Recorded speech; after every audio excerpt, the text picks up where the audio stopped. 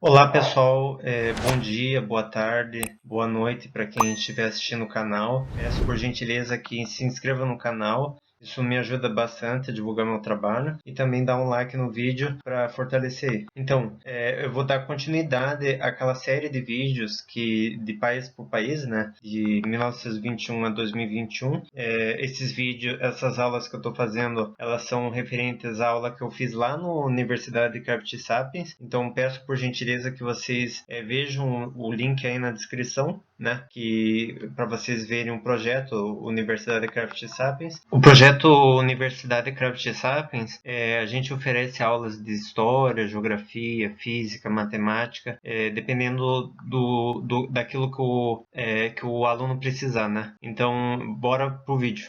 Então, começando sobre os anos 20, né? Falando sobre os anos 20 da Rússia, primeiro teve um início de uma nacionalização de empresas e coletivização das terras, né? A Rússia ela estava ali no período do Lenin, e houve a grande fome, né? De 1920 a 21, que fez com que boa parte da população, cerca de 10, 15% da população morresse de fome, né?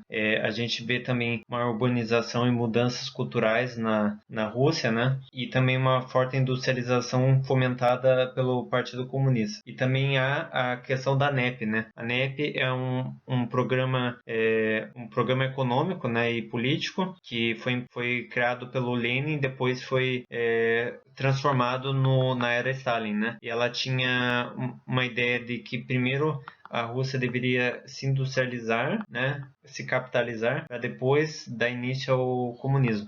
Então, durante a era Stalin, a gente vê uma série de violações de direitos humanos, né, principalmente na Sibéria, na Ucrânia e no Cazaquistão.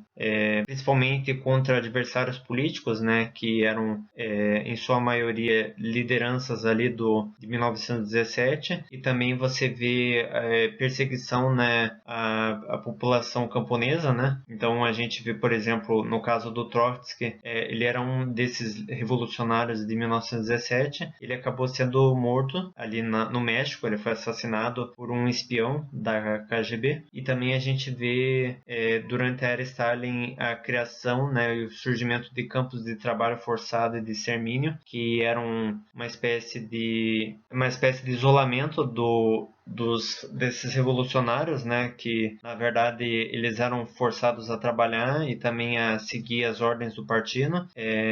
A gente também vê durante a Segunda Guerra Mundial o Pacto Molotov-Ribbentrop. Na verdade, a Rússia e a Alemanha elas antes estabeleceram fortes laços de amizade, né? E após ali o Pacto Molotov-Ribbentrop, isso acabou firmando uma guerra, né, entre os dois países, né? E na verdade o Stalin se sentiu traído, né, pelo Hitler, e a gente sabe que a Rússia acabou ganhando a guerra, né? Mas antes disso houve uma forte relação da Alemanha com a Rússia, né?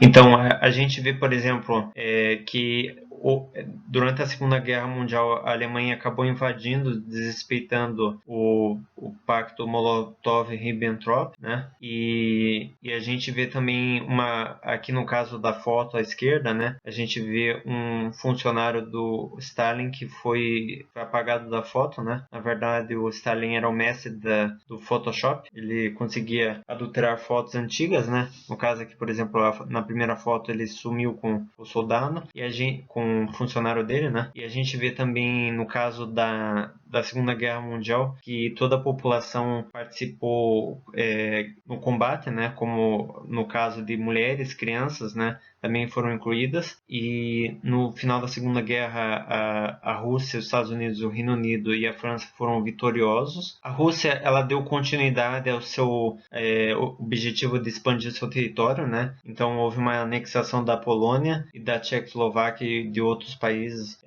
durante ali o século XX, né? E após a morte do Stalin, a gente via um processo de destalinização. Na verdade, o Khrushchev ele sucedeu o Stalin e ele denunciou os crimes de Stalin logo após a sua morte, né? Ele começou a ter políticas trotskistas que desagradaram o comitê do partido, que eram vistas como direitistas, né? Porque o trotskismo ele tem uma ideia de introdução ao capitalismo, né? Na verdade, ele quer transformar o capitalismo em algo mais justo, né? Na verdade, ele é um passo mais lento ao socialismo, e isso fez com que desagradasse o comitê do partido, né? Então, o Khrushchev ele foi empichado e preso em 1964. Então, durante a Guerra Fria, a Rússia tentou fazer com que ele levasse o primeiro ser humano ao espaço, né? E tentar competir tecnologicamente com os Estados Unidos. Então, a gente vê, por exemplo, o primeiro ser vivo a ser enviado para o espaço, que é a cachorra Laika. Ela foi enviada para a Lua. E também a gente vê os primeiros ser humanos a entrar no espaço, né? Que foi Yuri Gagarin. E também existe uma forte competição tecnológica, né? Isso fez com que muitos produtos que a gente usa hoje em dia surgissem, né? Como o micro-ondas, o celular, o computador e o GPS, que surgiu ali em 91. Então, durante os anos 80, a gente vê uma série de líderes russos morrerem, né, rapidamente. Muitos ficaram 1 ou 2 anos no cargo e foram se sucedendo até chegar a 85, né, que o Gorbachev ele acabou sucedendo todos eles, e ele deu um início a uma série de reformas na União Soviética, né, que abrangia economia e política. Então, esses nomes, Glasnost, Perestroika, eles foram as motivações, né, para o fim da União Soviética. Na verdade, abriu a União Soviética para o mundo, né? Então, a gente vê, por exemplo, uma série de manifestações em outros países do bloco pela sua emancipação, né? Pelo seu desligamento da União Soviética.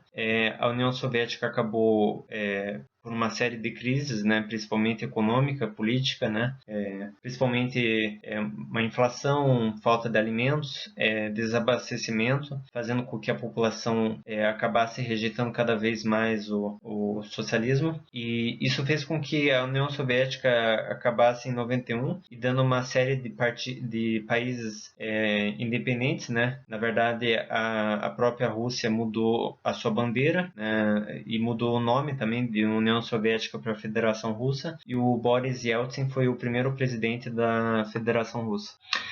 O Boris Yeltsin, esse cara da foto, ele começou a fazer uma série de políticas liberais para acabar com o modelo soviético. Então, isso fez com que ele promovesse um corte de gastos, né, uma desestatização, uma série de demissões de servidores e também uma abertura de mercado. E a partir disso a gente vê várias pessoas se tornando milionários. Na verdade, esses milionários já existiam durante a União Soviética, que eram funcionários do governo, né, eram membros do Partido Comunista, e também durante o seu governo houve a criação de uma constituição, né, para a Federação Russa, né. A Rússia acabou promovendo privatizações rápidas e também uma adequação rápida ao sistema capitalista, e em 1999 o Vladimir Putin tornou-se primeiro-ministro.